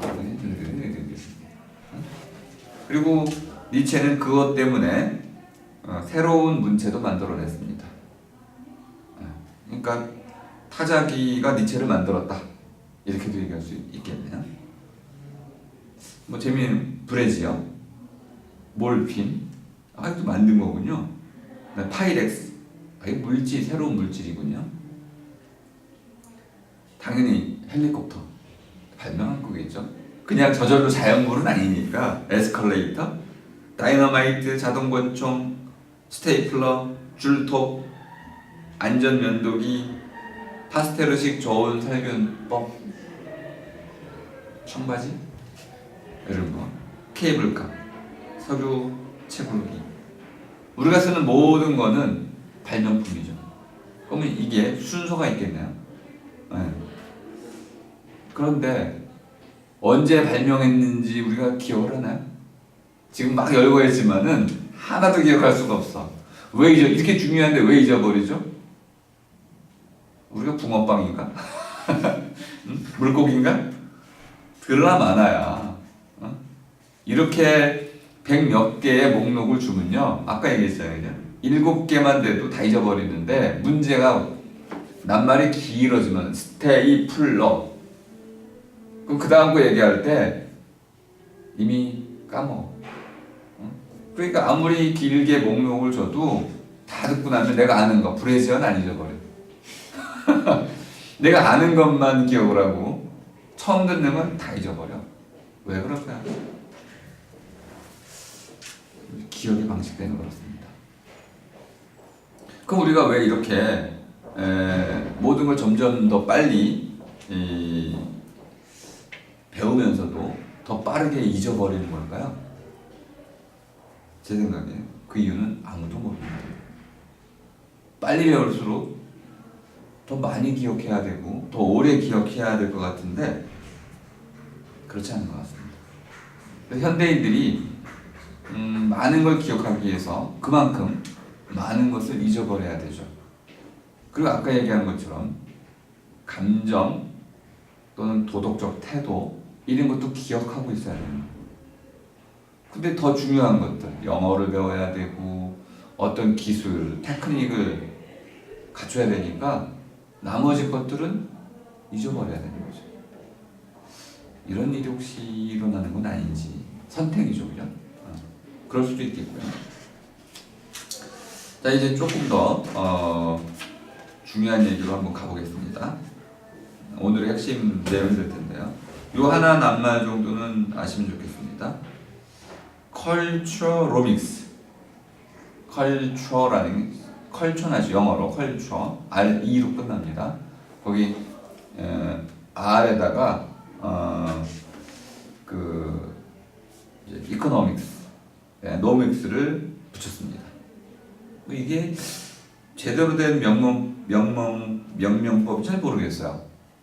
보통 이렇게 잘 안 만드는 것 같은데 제가 영어에 뭐 이렇게 말 만드는데 박식하지 못해서 컬처로믹스라는 이름을 만들었습니다.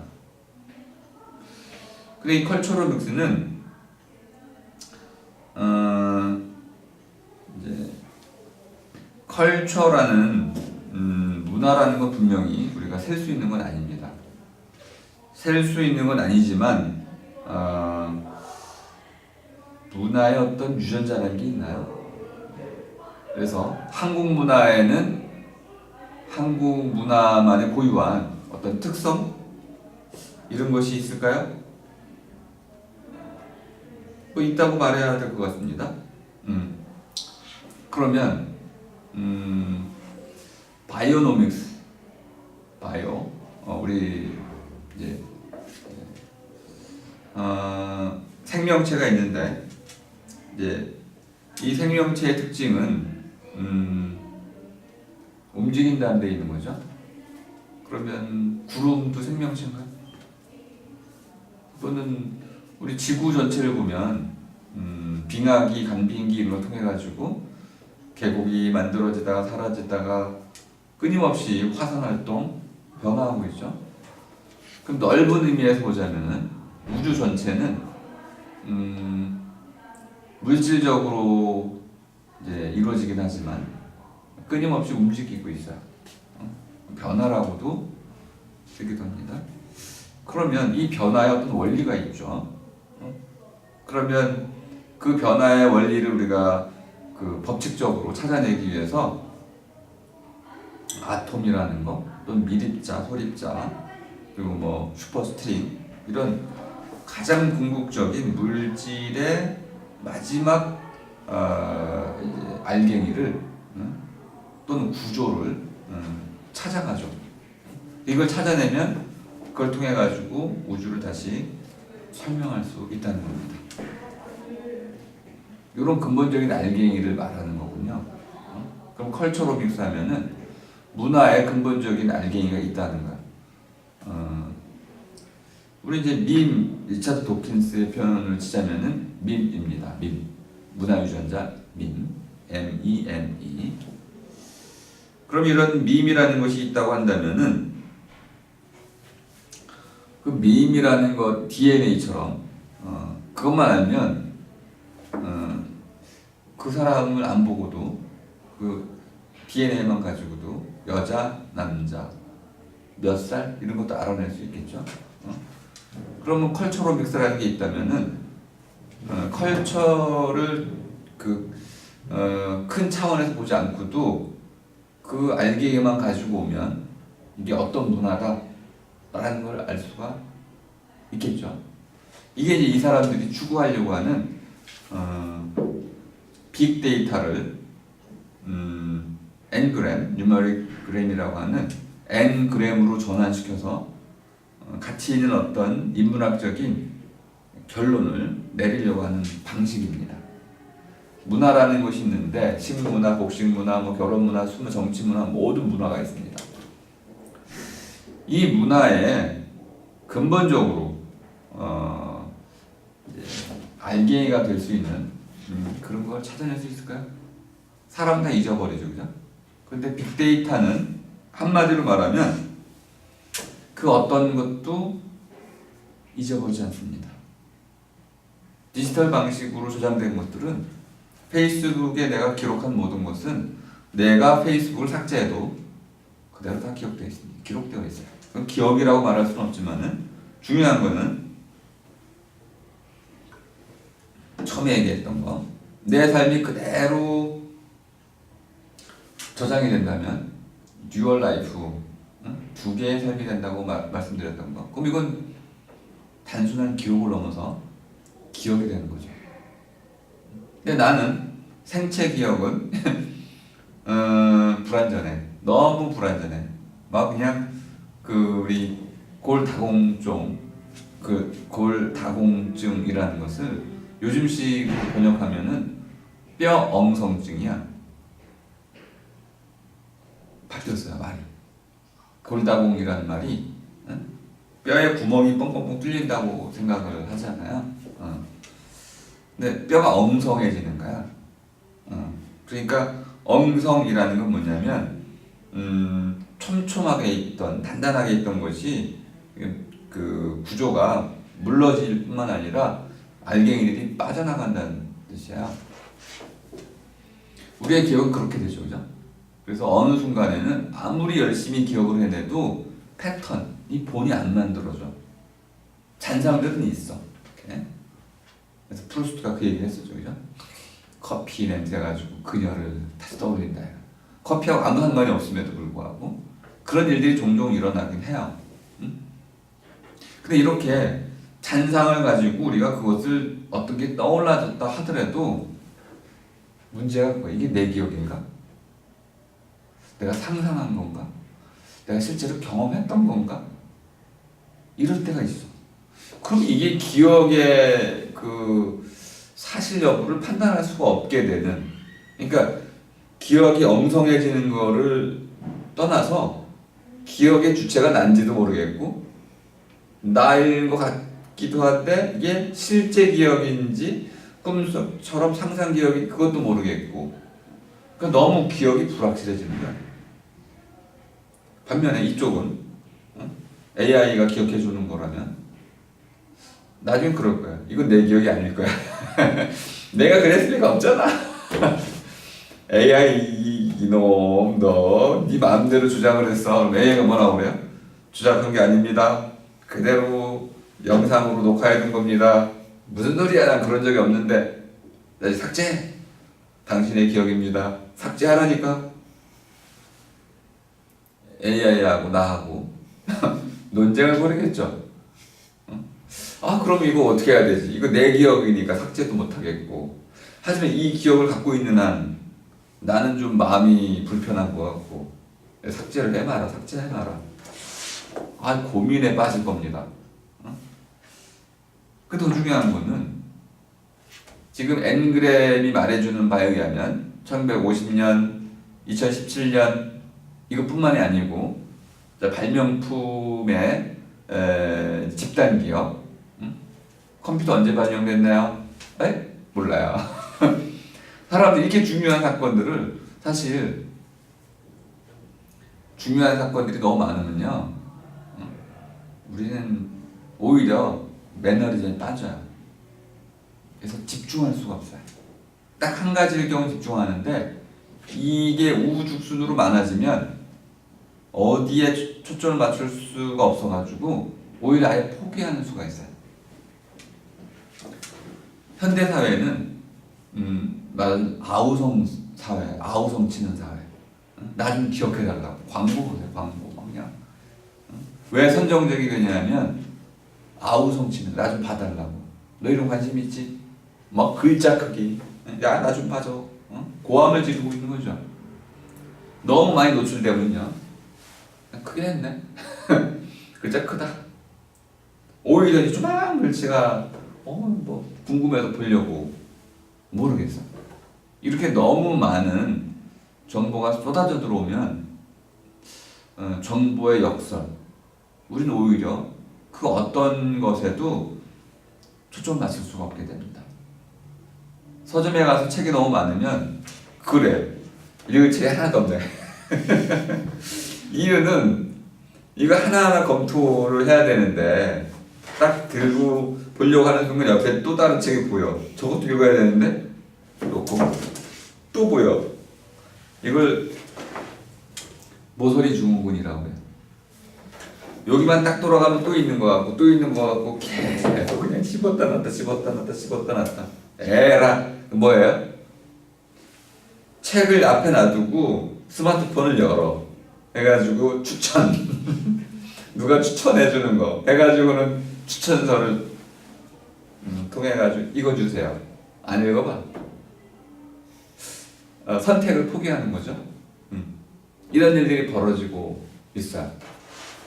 이런 이제 정보 과잉의 역설이 벌어지고 있는 사회인데 이걸 바탕으로 해가지고 잊어버리는 시기가 빨라지고 있다. 빨라지면 어느 정도 빨라질까요? 나중에 아예 기억하고 싶지 않을지도 몰라. 야 저런 게 나왔대? 응? 그렇구나. 끝. 어제 드론이 나왔다. 응? 사람이 이제 타고 다닐 수 있는 드론이 나왔다는 거야. 응? 두바이에서 실험 비행에 성공을 했대. 그래서 어쩌다고? 아니 드론이 나와가지고 사람이 타가지고 시험 배영을 했다니까? 그래서 아니 화성에 갔다니까?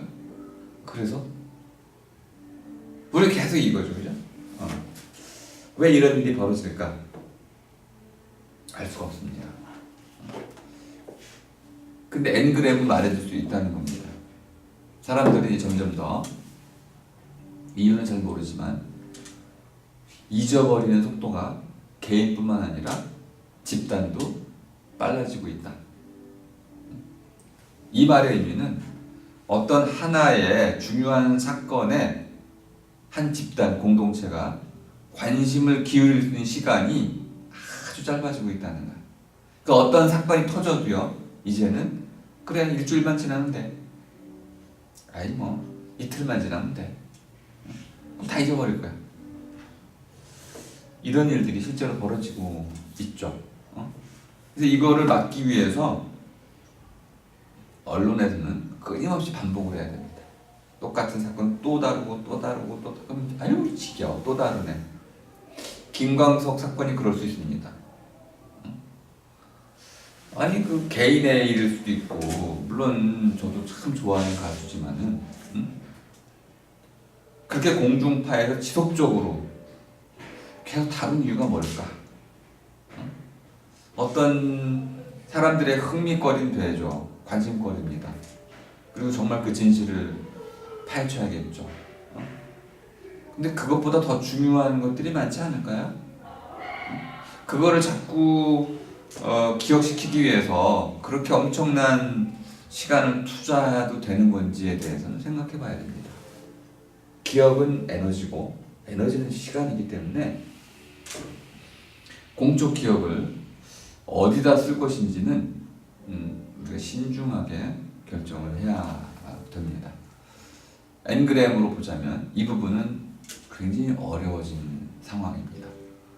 우리 점점 더 기억할 수 없게 됐는데 반대로 이제 사람은 그런 기억의 능력을 떨어뜨리고 있고 망각은 더 빨라지고 있지만 반대로 이제 사이버 세계는 모든 걸 기억하는 역전이 일어나고 있죠.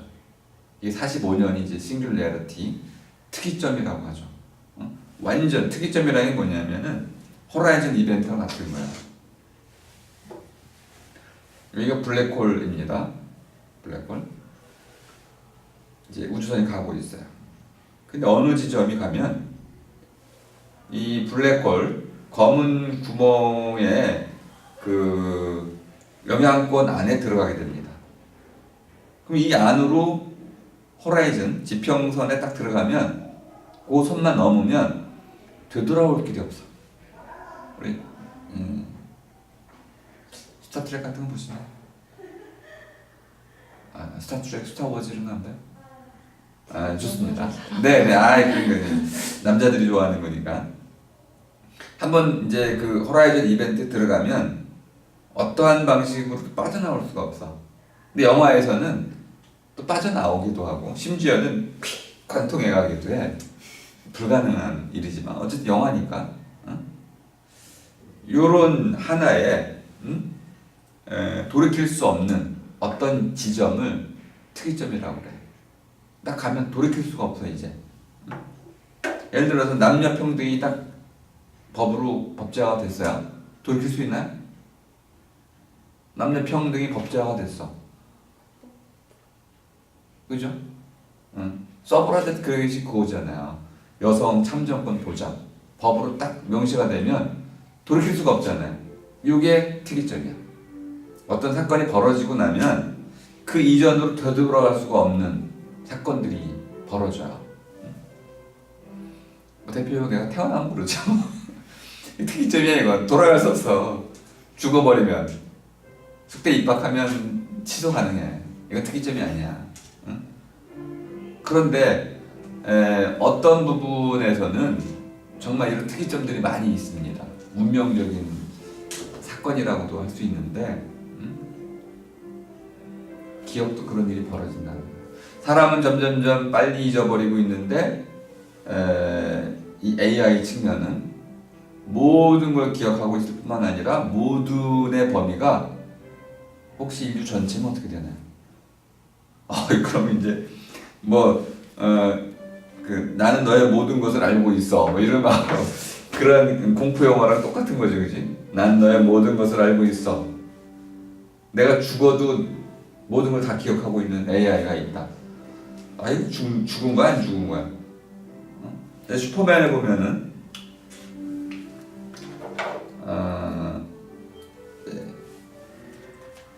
그 아버지가 홀로그램으로 나오죠. 슈퍼맨 안 봤다고 하려고 하지 지금. 저 진짜 영화를 잘 안 봐서.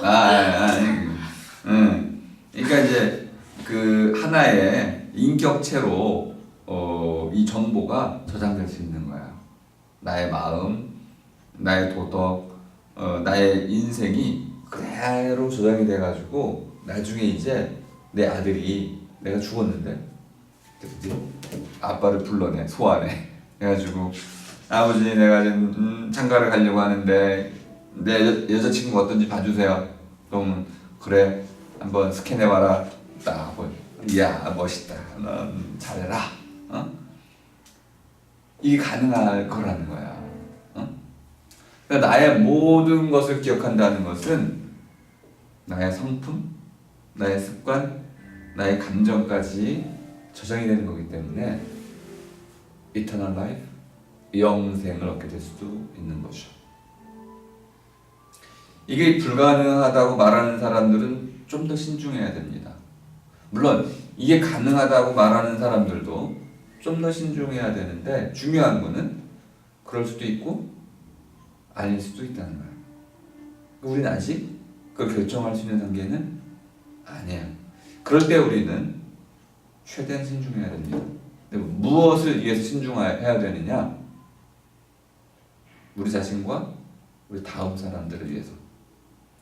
예를 들어서 이러한 영생의 프로그램이 나온다면 모든 사람이 그걸로 들어갈 거예요.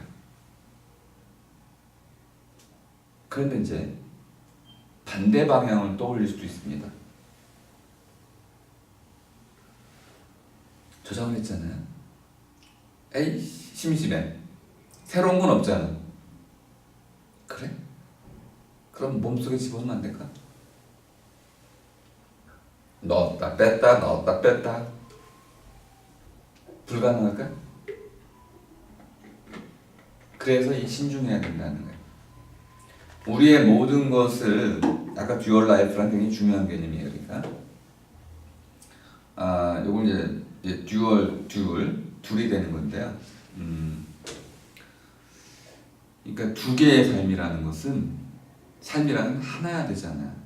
한 번뿐인 삶이어야 되는데 두 개의 삶이 가능해지면 첫 번째는 우리가 그냥 기억이라는 차원 또는 기록이라는 차원으로 이건 진짜 삶이 아니야. 진짜와 가짜를 구분할 수 있는 것처럼 보여. 근데 우리는 아직 진짜 삶이 뭔지를 모르고 있어. 앞으로도 알기가 어려울 거야. 이런 상황에서 이거 가짜 삶이라고 말하는 순간 우리는 오류를 범할 수가 있어. 착각할 수도 있는 것이고 독단일 수도 있어. 무엇이 진짜 삶이야? 이렇게 얘기해보면 어떨까요? 치매. 열심히 잘 살았는 훌륭한 분이 주변에 그런 분이 있죠. 존경받는 분이 알츠하이머죠, 그죠? 치매 걸렸어요. 하루하루 무너지잖아요. 그럼 그게 진짜 삶이야? 그 사람은 자기가 누군지도 몰라요. 그럼 그 사람 살아있는 건가요?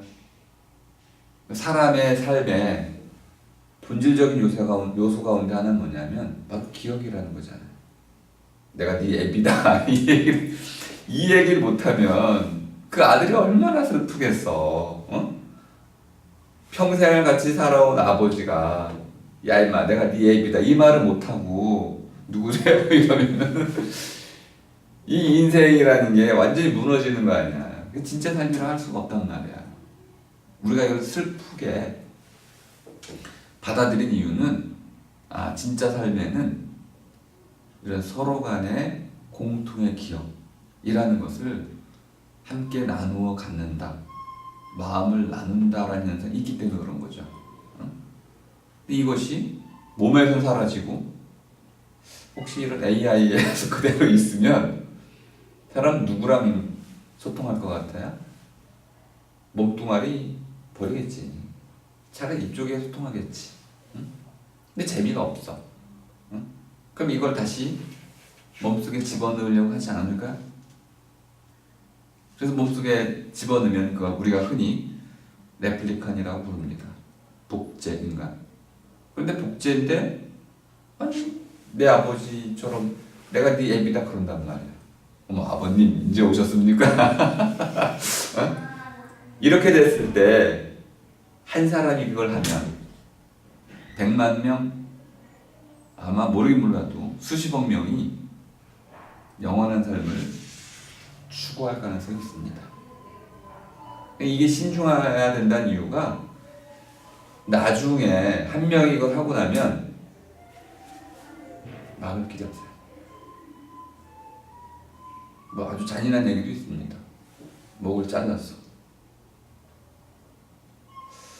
평생을 전신 마비 환자로 살던 사람이 어떤 사람이 뇌사에 걸렸는데 뇌사는 14일 정도면 이제 죽습니다. 그 전에 모든 신체 장기를 쓸 수가 있죠. 그때 아주 놀랍게도 머리를 옮겨 붙이는 게 쉬워, 의학적으로. 놀라지 마시고 원숭이 실험은 다 성공을 했습니다. 살아있는 원숭이 2마리 목을 탁탁 쳐가지고 바꿔 머리를. 그럼 살아. 의외로 이 수술이 어려운 수술이 아니야. 아니 굉장히 고난이도 수술이지만은 심장 수술만큼이나 쉽게 할 수 있는 수술 중에 하나야. 근데 이 사람은 해본 적이 없으니까 죽을 수도 있죠. 신청을 한 거야. 내 하겠다. 내 머리를 잘라서 붙여다오. 그 뇌사에 걸렸는데 그 의사소통이 가능해요? 뇌사가 아니고. 그분은 이제 뇌사자는 이미 이제 기증을 했고 그거를 이제 그분의 몸을 뇌사자의 몸을 머리만 잘라내고 내 머리도 옮겨 붙이겠다는 거야. 그래서 머리 이식 수술이라고 해요. 근데 그게 이제 국제적으로 비난을 받았습니다. 왜냐하면 그걸 하겠다는 사람은 중국 사람이었고 그 수술을 하겠다는 사람은 러시아 의사였어. 그래서 좀 이게 윤리적으로 허용할 수가 없다.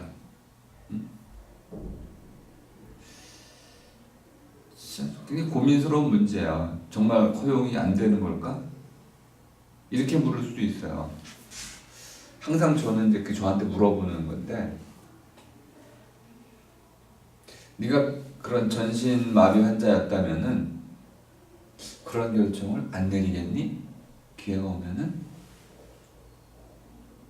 나는 그런 결정 내릴 것 같아. 하지만 그래서 우리 사회에 공론장 안에서의 이런 허용 여부를 둘러싼 토론이 필요한 거야. 우리 모두의 문제니까 나만의 문제가 아니거든.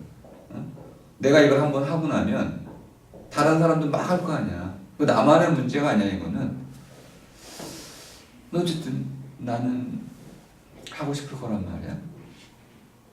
그럼 이 공론장 안에서 전체 파급 이런 효과를 두고 허용을 할 것인지 말 것인지를 결정을 줘야겠죠.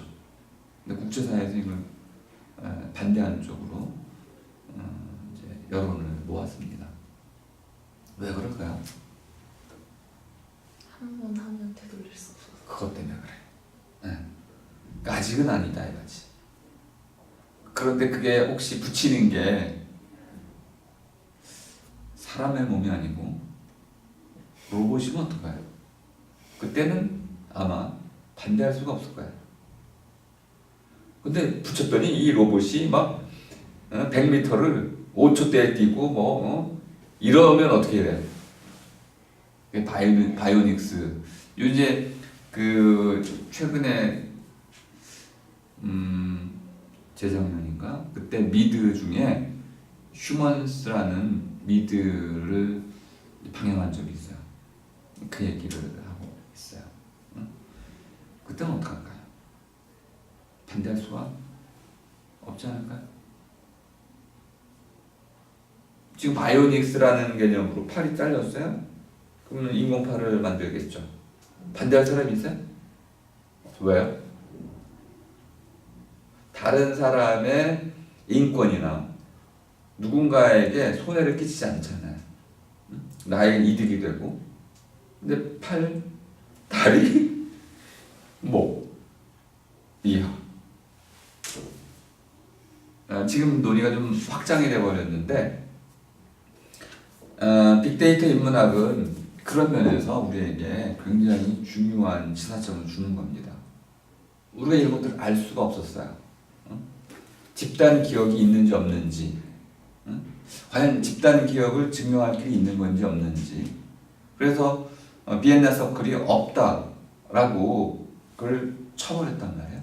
그런데 엔그램을 활용해 보니까 집단 기억과 개인 기억 사이에 구분이 없다. 같더라. 그리고 개인 기억과 마찬가지로 집단 기억에도 망각이 있더라.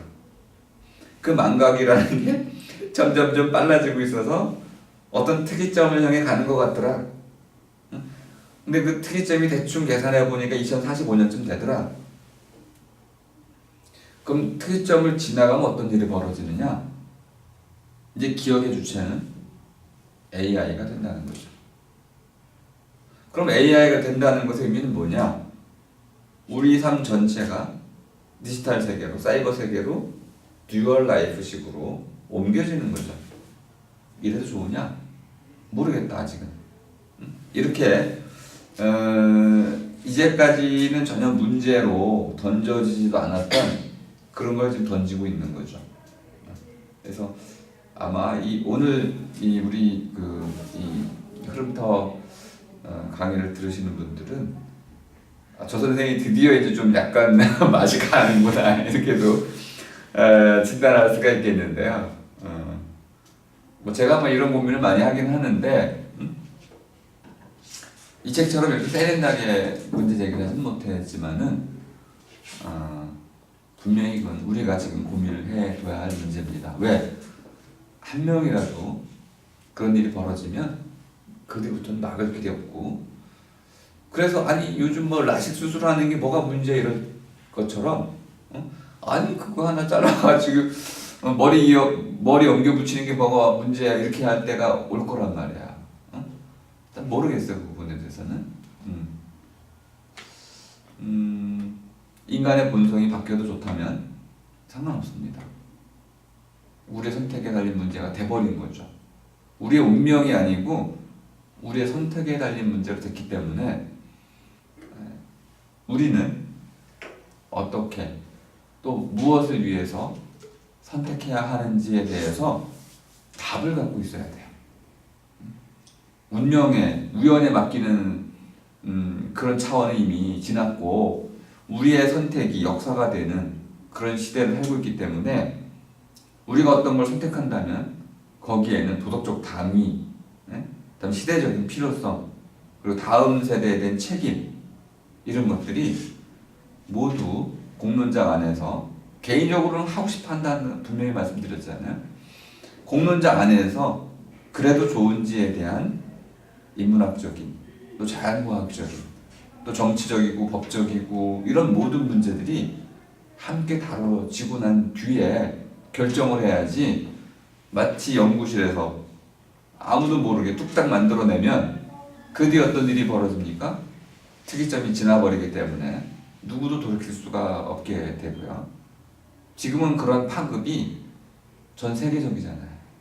하나를 만들면 뭐 특정한 시공간 안에 머무르는 게 아니고 인류적 차원의 문제가 돼버리는 거죠.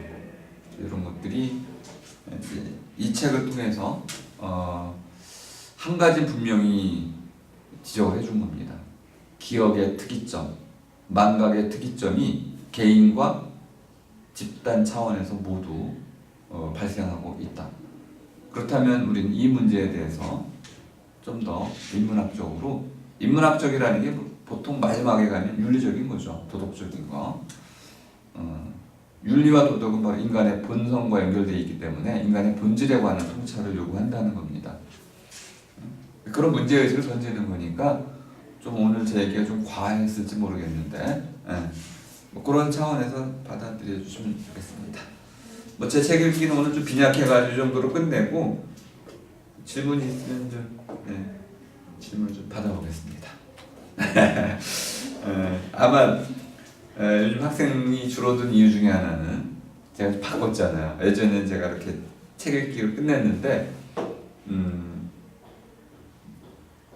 질문을 많이 받기 시작했어요. 그러니까 학생들이 말을 해야 되는데 책을 안 읽고 오잖아.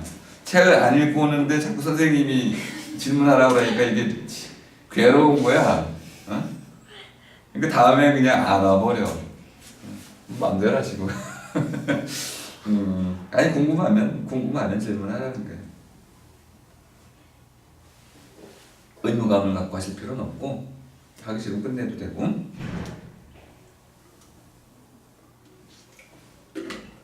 네. 저도 근데 잘 모르는 주제여서 네. 네. 질문할 만한 뭔가 어떤 그 배경 지식이 없다 그래야 되나? 그래서 그럼 뭐 별로 관심이 없다는 걸로 이해를. 오늘은 이제 책다리를 한 그 기념으로 이제 추석 지나고 다음에 읽을 책을 좀 소개하겠습니다. 혐오.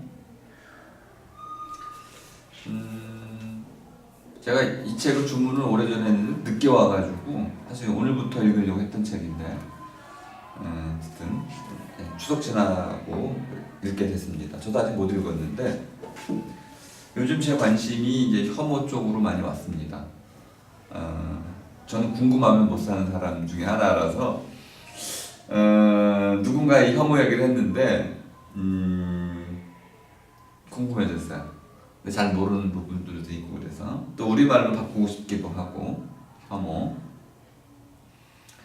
일단 저도 열심히 공부를 해서 이제 우리 책 읽기의 품격을 예전 수준으로 다시 올려보도록 하겠습니다.